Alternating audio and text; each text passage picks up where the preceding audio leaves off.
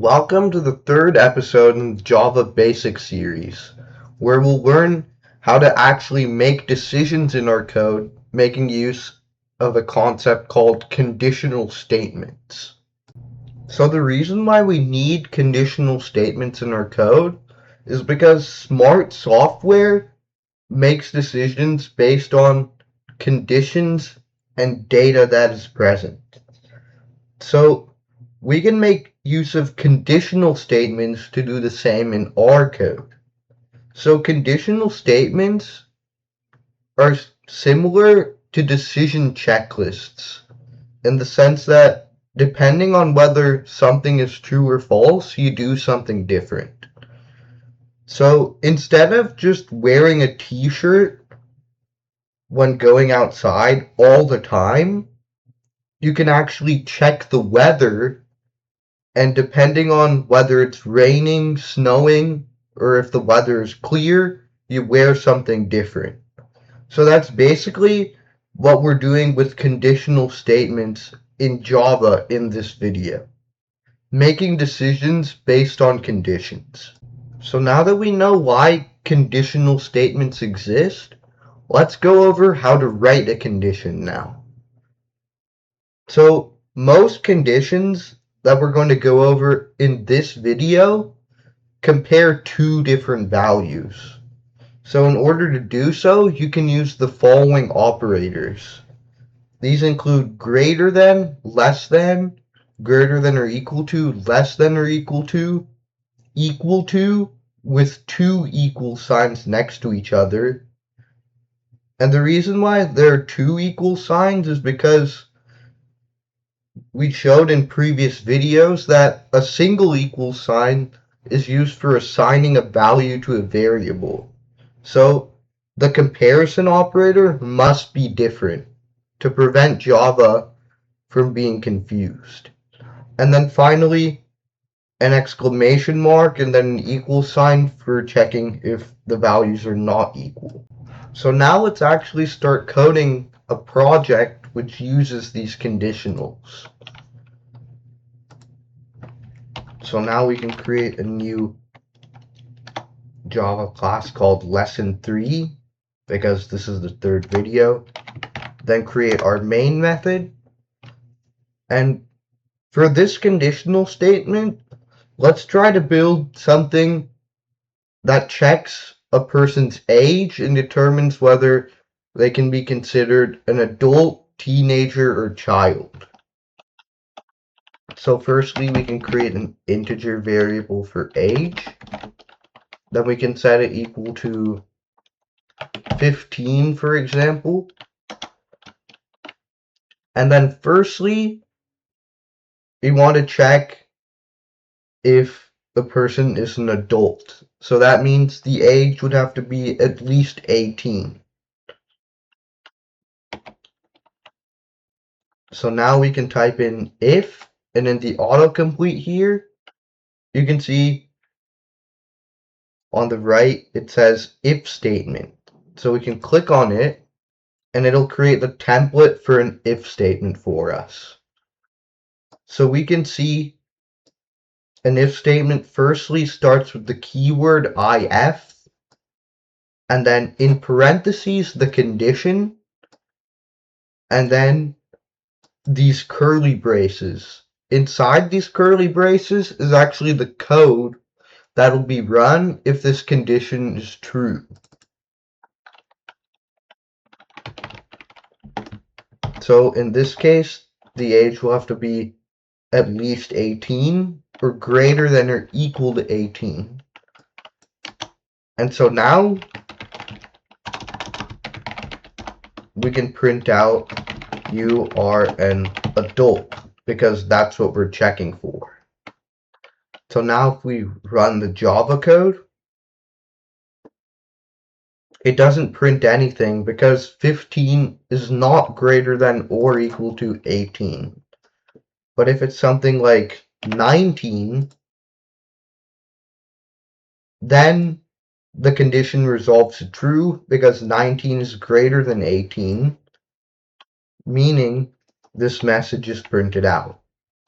Same goes for 18. because 18 is equal to 18, so this again prints out because the condition is true. So now we can check if the person is a teenager or greater than or equal to 13 years old. So here we can say else, which basically just means otherwise in Java, and then otherwise, and then we can create another if statement for checking if the age is at least 13, and then we can add another print statement,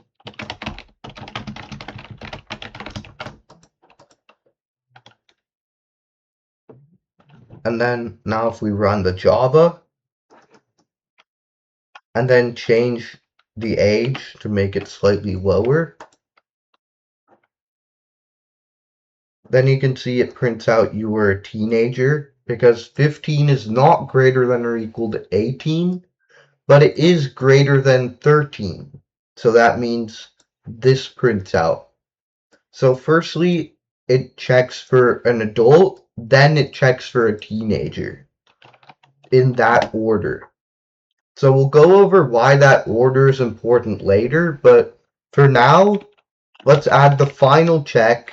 If none of these ages, none of these conditions are met, then that means the person is less than 12, less than 13 years of age, and they can be considered a child. So let's print that out.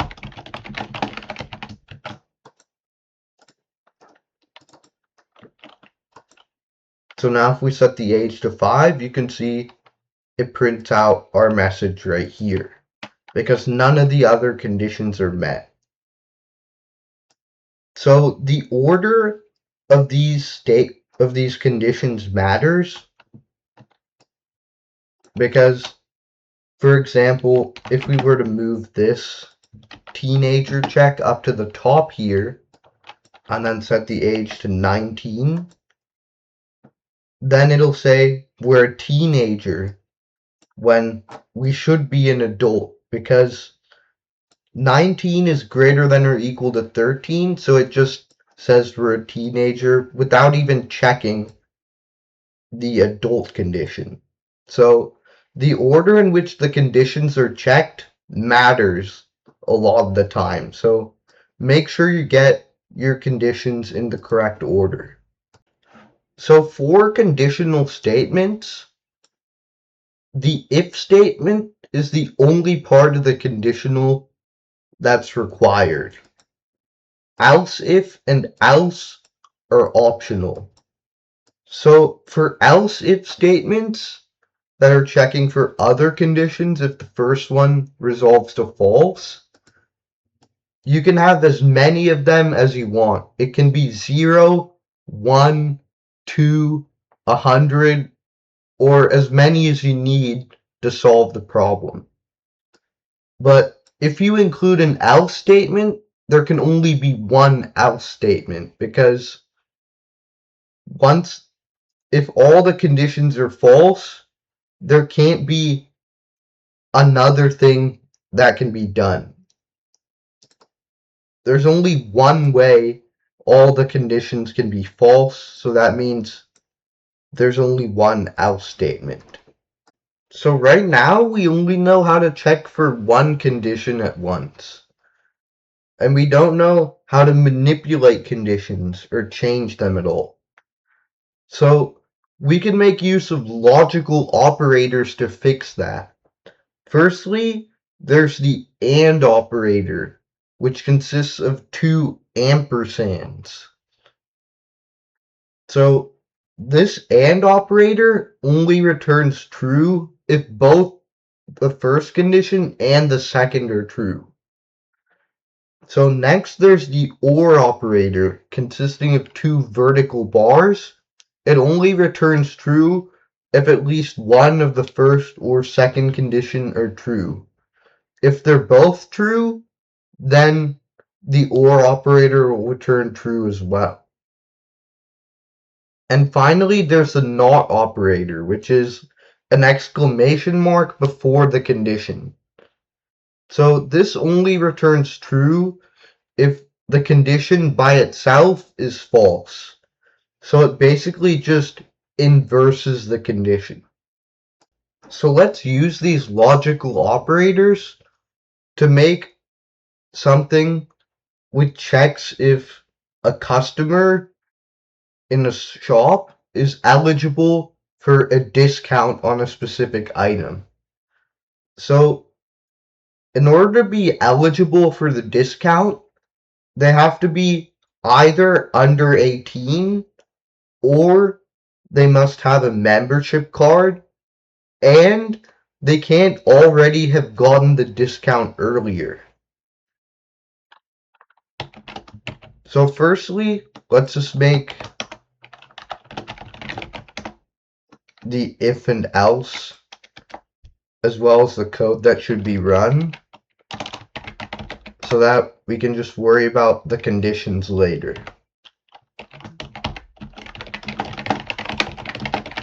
So the if checks if they're eligible for the discounted price, and else says the regular price applies. So firstly, we have to check if they're eligible for the discount.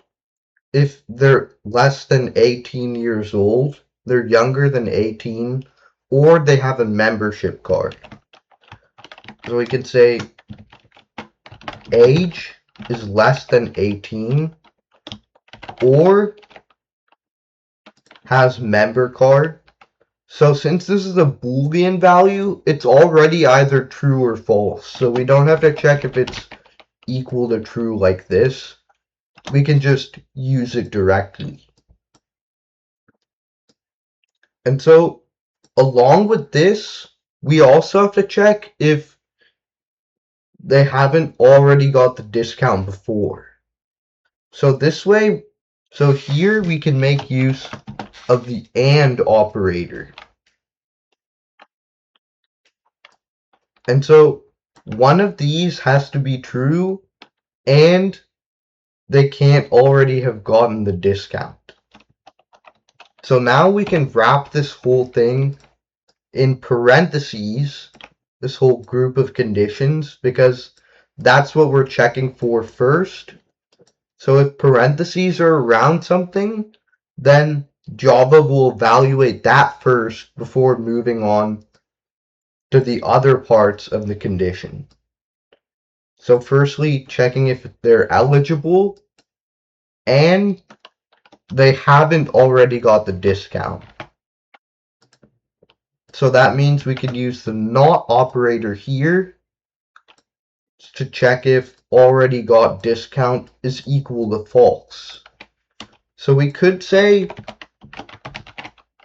already got discount equals false, but using the not operator is a much more concise and shortened way of doing the exact same thing. So now we can test it with different scenarios. So we have a membership card and we haven't already gotten the discount. So we get the discounted price. But if we've gotten it before, then it doesn't let us get it again. And if we don't have a member card and we're over 20, then the regular price applies for us as well. So now we've reached the end of the video, so let's cap it off with a challenge. So in this challenge, we're going to create a predictor for the IB Language and Literature SL exam score based on percentage. What you have to do is ask a user for their percentage that they think they'll get on the exam and make use of the scanner object from the previous video to do so. And then using the mark band below, convert that percentage into a score from 1 to 7, which is what the IB will give out after the exam has been graded. You should make use of if statements to go through all the various possibilities, and you should make sure to put all the conditions in the correct order so that a score that's too high or too low for a specific percentage shouldn't be displayed to the user. Thanks for watching. Like and subscribe if you enjoyed the video, and be on the lookout for episode 4, where we'll learn to run code repeatedly using loops.